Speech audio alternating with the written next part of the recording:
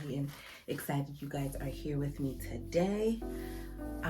Today's video is going to be following up on my 6 to 12 weeks.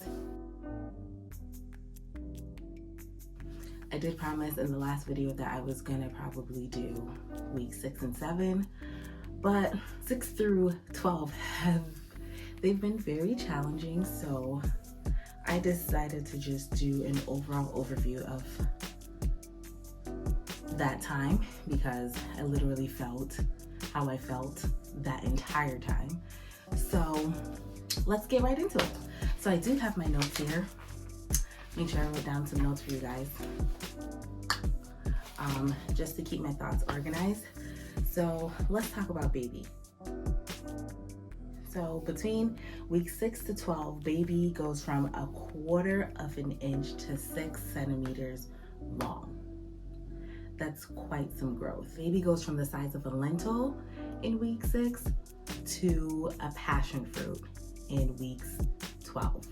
So that is quite a bit of growth for that short amount of time, which is just miraculous when you think about it. Baby's tiny little paddles, his feet and his arms are gonna grow into limbs by the 13th week. Baby also, their tailbone starts to disappear, leading closer and closer up to that 13th week as well. I can't say the word 13, I guess. The backbone is like a little tail and it starts to disappear over the progression of the weeks to come. Let's talk about how mommy's doing. I've been extremely fatigued over the course of this 6 to 12 weeks. It's been quite something on my body. I don't think the fatigue went away from weeks 3, 4, all the way to week 6. It's literally just pretty much felt the same. If anything, I got more tired, more out of breath, and that is just the best feeling ever. My husband had to cook dinner for me because I literally had no energy. He was pretty much holding down the fort when it comes to like the house duties. So thank God for him. He's just been the best throughout this whole process. My boobs have been extremely sensitive during this week 6 to 12. If anything that touches them, okay, just stay away. Super sensitive, super tender. I can actually see the growth. They did grow.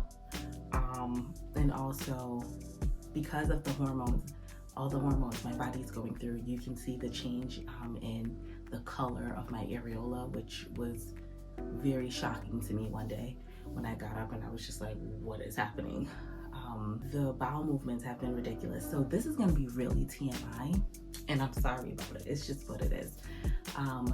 Bowel movements, I thought some days I was having diarrhea. They say you get very constipated throughout this time, but I didn't feel constipated at all. It was moving, it was flowing. The heartburn was also ridiculous. Yeah, the heartburn's been pretty ridiculous throughout this whole time. From I found out I was pregnant to weeks 12, it was rough. It was very rough. Sometimes I had to like prop my pillow up because I couldn't lay completely flat because I would just feel all that. It was just, ugh. Stomach was still kind of crampy. And I know it's attributed to the fact that my uterus is growing, the baby's growing, my organs are moving, things are shifting.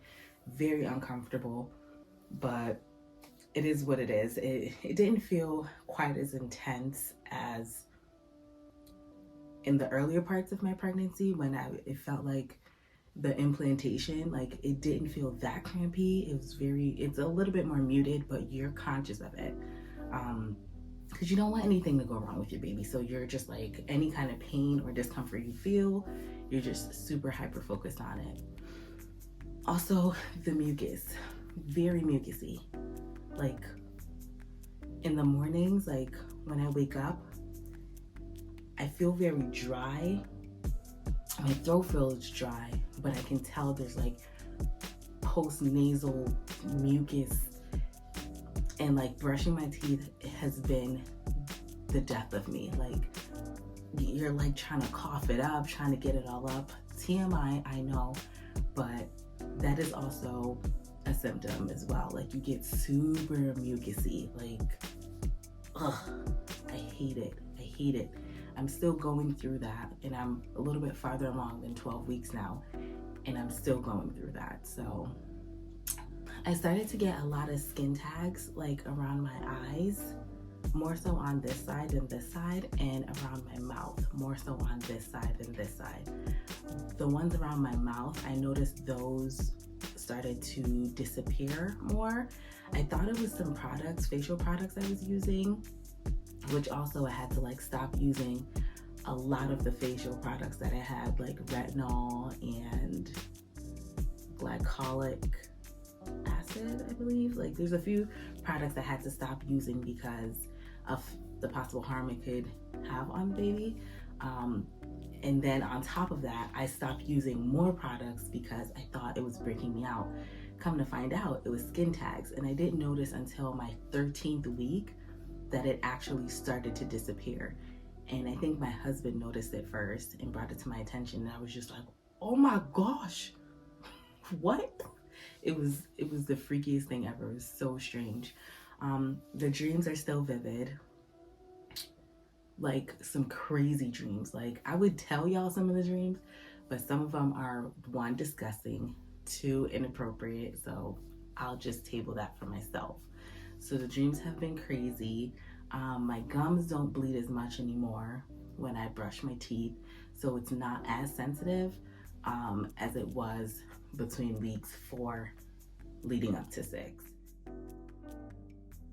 All right, let's talk about some cravings.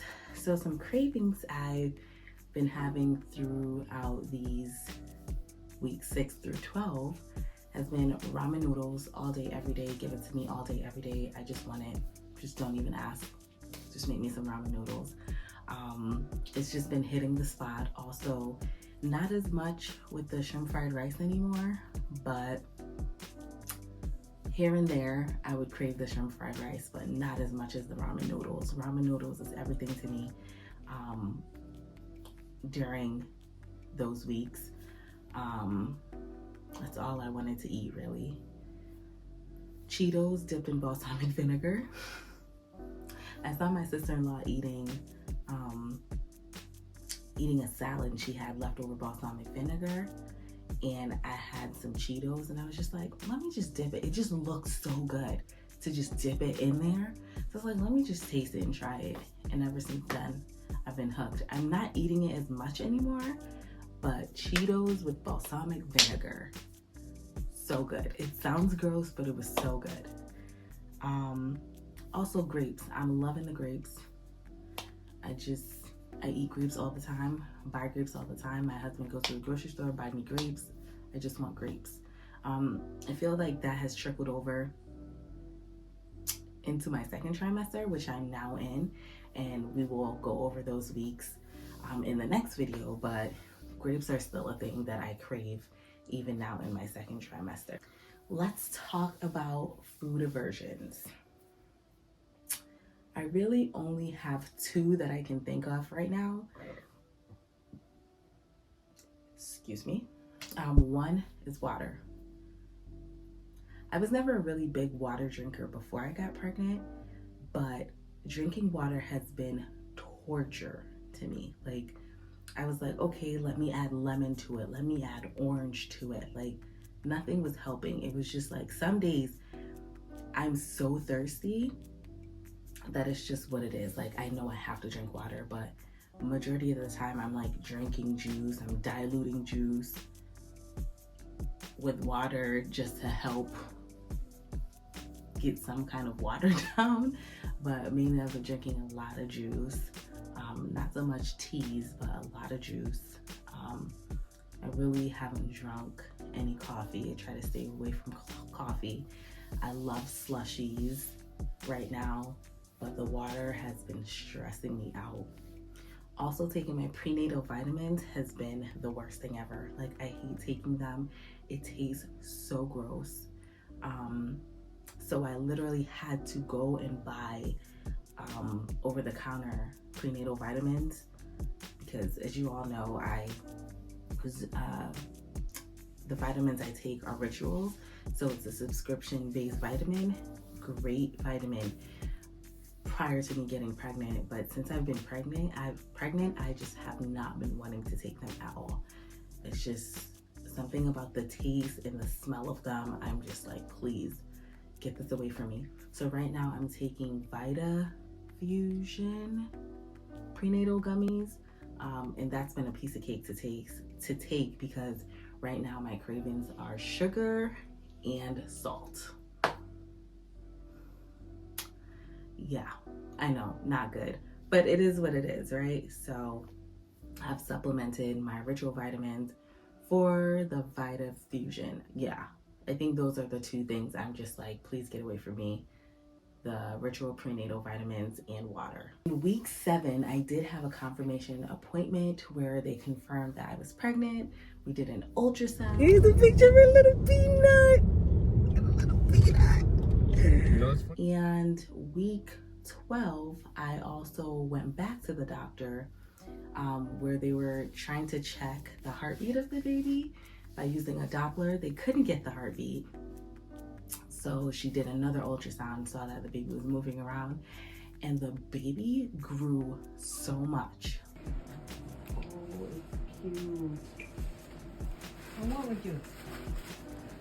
It is only one, right? Yeah. Okay. I think, would you be able to see if there was 2 right now? Yeah. Yeah, that's what their little feet. Michael and I looked at each other and we were just like, wait, what? Like, we were blown away at how much the baby grew from the first appointment to the second appointment. We also did the genetic testing. I did a test for sickle cell and Down syndrome. And at first I wasn't gonna do it because if anything was to happen where the baby had either one of those things, we were still gonna keep the baby, so it didn't make sense to do it. But I did find out that sickle cell is something that African Americans, it's just in our genes, like Caucasians can't get sickle cell or have sickle cell. So I just wanted to know if we carry the trait or not. And we didn't, so I was happy about that. We did do the gender test, but we are opting not to know what the baby is until the baby is born. So my family's not too happy with that. It's our decision and we are completely happy with that. Thank you guys for coming to chat with me today on the updates for week 6 through 12. Stay tuned for more content coming your way as this baby grows. I'm hoping to do maybe like some fashion content on how I'm dressing this new body that I have. So stay tuned for that. Don't forget to like, comment, and subscribe. Share this video with the future mommies to be. So I will see you guys later. Bye.